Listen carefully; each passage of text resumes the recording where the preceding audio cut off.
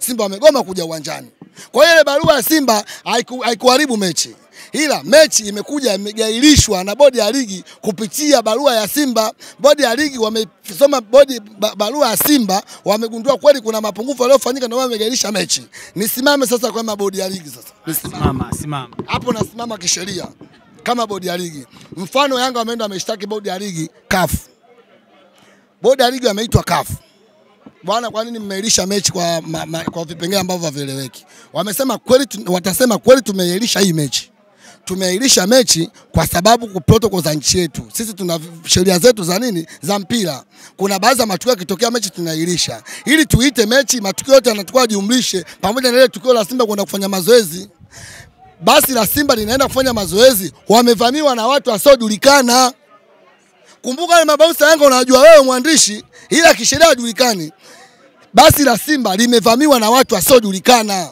Kwa hiyo hii mechi kwa haina tena amani. Ndio maana kama bodi ya ligi tumeahirisha mechi mpaka tugundue aliyosababisha kuzuia Simba siende kufanya mazoezi ni nani, na ili kila mtu ahukumiwe kwa wakati wake na tutaipanga tarehe ya mechi. Unakamataje hapo bodi ya ligi?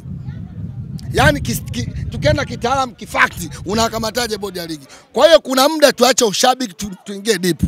Na ndio maana kibusara Yanga lazima mechi wacheze, taka wasitake, mechi itarudiwa na tarehe itapangwa na kucheza atacheza. Yanga ametoa taarifa rasmi kabisa kupitia ukurasa wa Instagram kwamba hawana mpango tena wa huo mchezo, hadi namba mahitaji, na wakatoa masharti ama maazimio karibu kadhaa kwamba waamini hawana imani tena na kamati ama na bodi ya ligi, na wakataja mpaka viongozi wao. Mambo ni mengi sana. Wewe unasema Yanga watake wasitake watacheza, lakini Yanga tayari msimamo uko wazi, hawataki kucheza mechi tena, hawaamini tena mechi kuwepo tena. Ndio maana tunarudi kule. Simba, Yanga au klabu chochote haina mamlaka kuua mechi. Mwenye mamlaka kuua mechi ni bodi ya ligi. Bodi ya ligi ikitoa tamko kwamba mechi haitokuwepo, ndio kweli mechi haitokuwepo.